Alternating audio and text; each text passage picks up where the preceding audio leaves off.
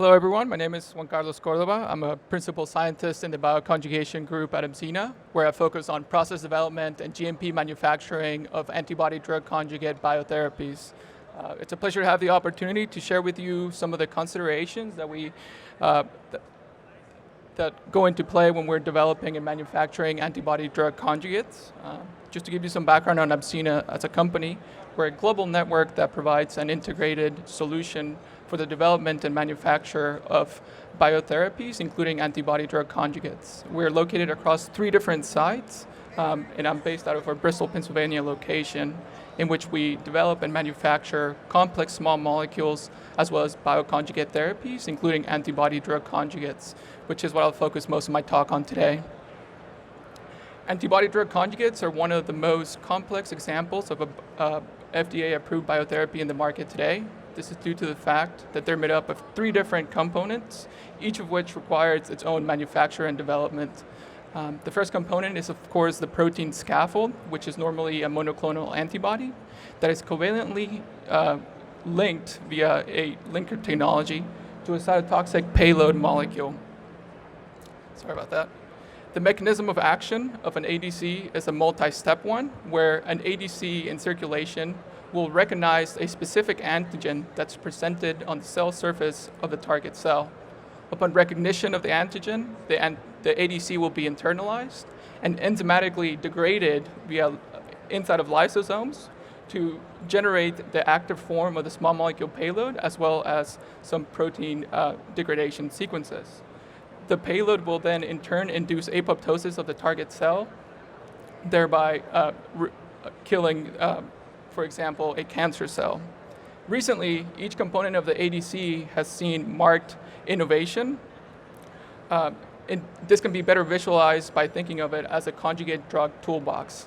So for example, the protein component is no longer only native monoclonal antibodies, but it's also highly engineered antibodies that are specifically designed for conjugation therapies, as well as other protein fragments and antibody fragment protein molecules. Similarly, there's many different conjugation technologies on the linker side, as well as the small molecule payload. We're no longer observing the use of only highly potent small molecules for oncologic indications, but also, for example, small peptides, linear and cyclic, as well as nucleic acid-based payloads for non-oncologic applications like diabetes, for example. The type of technology that is chosen to produce a certain ADC directly dictates some of the properties that the final product ADC possesses. For example, depending on the conjugation technology that's used, one will observe an ADC product that has different homogeneity in the drug-to-antibody ratio, which is one of the critical quality attributes for an ADC, as well as the resulting stability and manufacturability of an ADC. A very good recent example of the dependence of the conjugation linker technology on the product ADC homogeneity and stability was recently demonstrated at Abzena by comparing 3 different types of conjugation linker technologies. ThioBridge serves as a rebridging linker technology that was developed by Abzena, which will rebridge reduced interchain disulfides upon conjugation with a payload molecule. So for a native IgG1 antibody, which has 4 interchain disulfides, upon conjugation and rebridging, we observe an analytical Higgs distribution that displays the different drug-to-antibody ratio ADC species that has a very tight distribution, narrowly distributed around the target DAR of 4, for example, as shown in the lower left panel. 2 FDA examples of an ADC are Etcetras and Kadcyla, both of which use different non-rebridging linking technologies, and this results in larger, broader distributions of the ADC product that's generated. An example of Etcetras, which is a conventional maleimide cysteine conjugate, you see a distribution between 0 and 8 drug-to-antibody ratios that are generated, and in the case of Kadcyla, which is a stochastic lysine conjugation, you see a very broad distribution of DARs representing the many different types of isomers for each DAR that is present. Furthermore, if we compare the stability of the conjugates that are generated with the thioubridge rebridging linker technology compared to a conventional maleimide conjugation approach, we observe that by rebridging during the conjugation step, by rebridging the reduced interchain disulfides, we observe an increase in the stability of the ADC in animal serum. This is perhaps best visualized by looking at the lower right panel, in which we have an analytical SEC chromatograph. When a thioubridge ADC conjugate is incubated with animal serum, we observe very little to no change of this peak. However, a conventional maleimide conjugate, like Abzena, for example, when incubated for 4 days in animal serum, starts generating dissociated smaller protein species that generate these extra peaks observed in the analytical SEC chromatogram.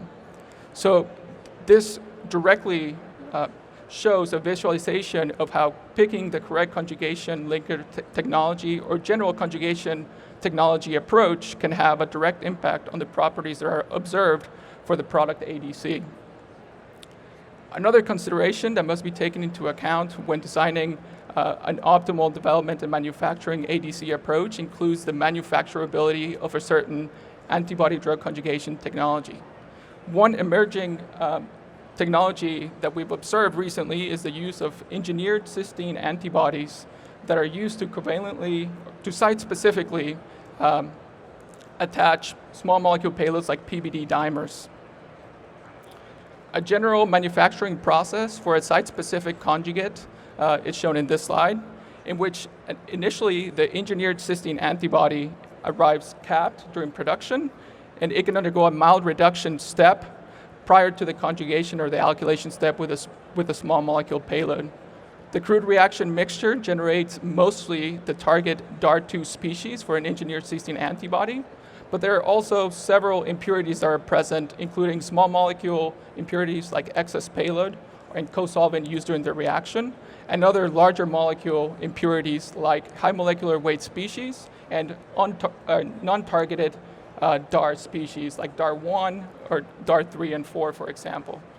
Depending on the conjugation approach and the payload that's being used, this crude reaction mixture can be directly purified via TFF to remove excess small molecules, but this approach does not remove the protein-based impurities like high molecular weight species and unwanted DARs.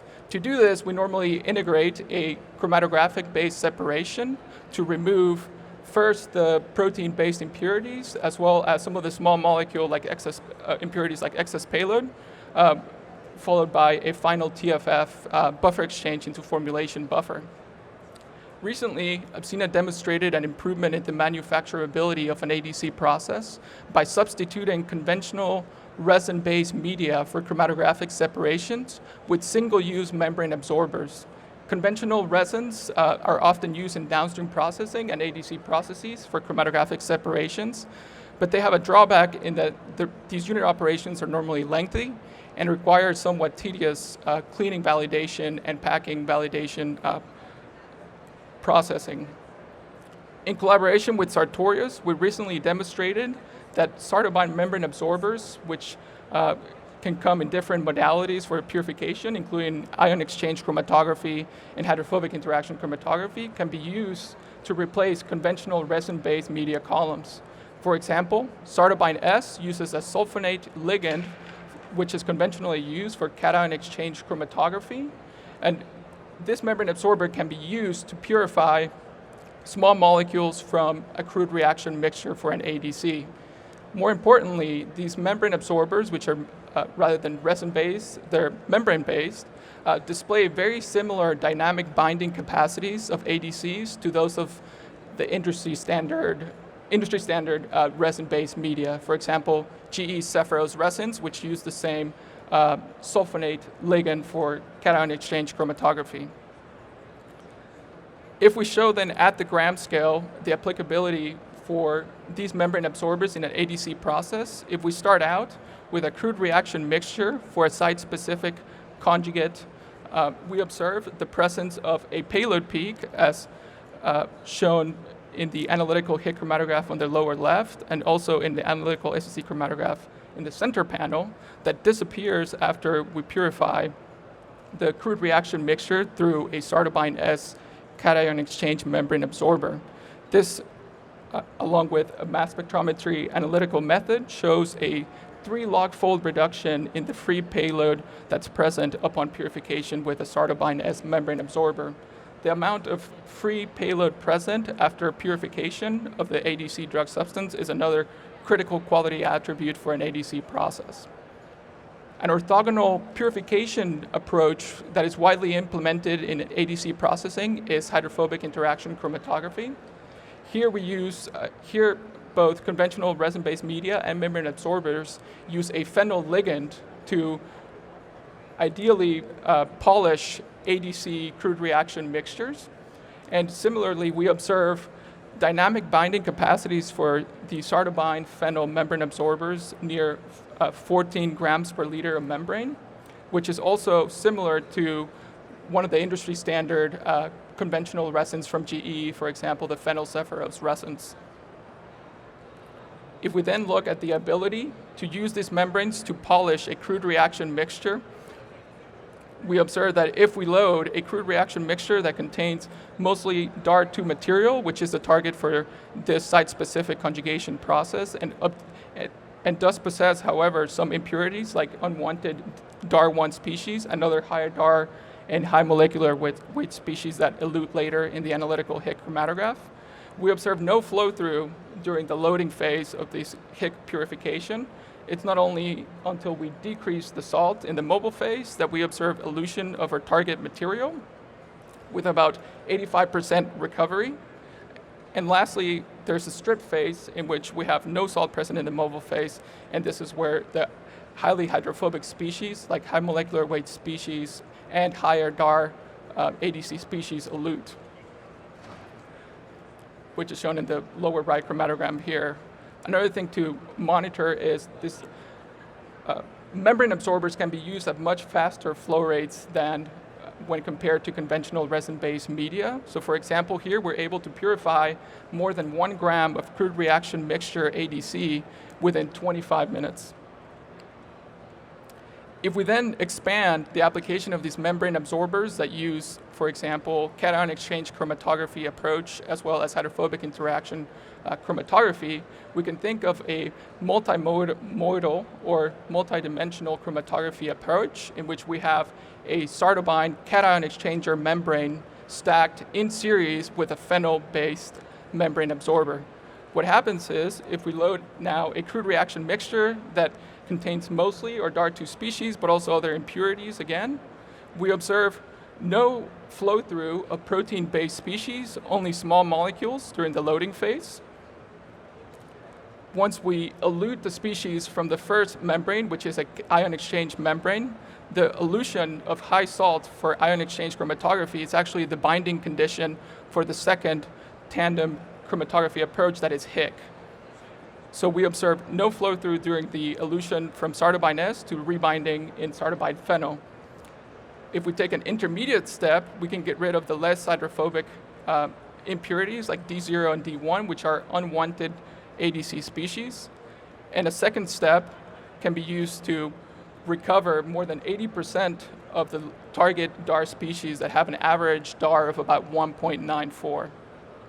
Lastly, we can do a strip, and this is where the higher hydrophobicity species that are not desired elute.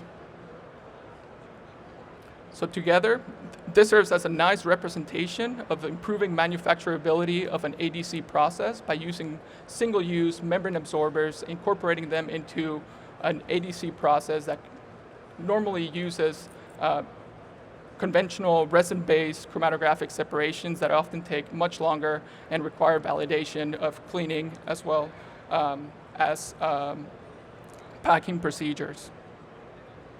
So together, Abzena provides, as I hope I've shown you during this talk, Abzena provides a highly integrated approach to the development and manufacture of ADCs. Given the fact that we're able to develop and manufacture each component within an ADC, we're able to expedite the timeline that is normally required for these highly complex processes that often require many partners if the project is being outsourced. We're able to reduce the time that's needed between tech transfers, since it's all being carried out under one company partner. And we also have a global quality assurance that guarantees the quality of each ADC component throughout the process. With that, thank you for your attention. I'll be glad to take any questions